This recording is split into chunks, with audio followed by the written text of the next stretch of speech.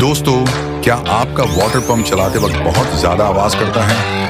आज मैं आपको बताने जा रहा हूं इसका सिंपल सॉल्यूशन। सबसे पहले मोटर के बोल्ट्स चेक कीजिए, लूज होने से वाइब्रेशन होती है। दूसरा, सक्शन पाइप में एयर लीकेज हो सकती है।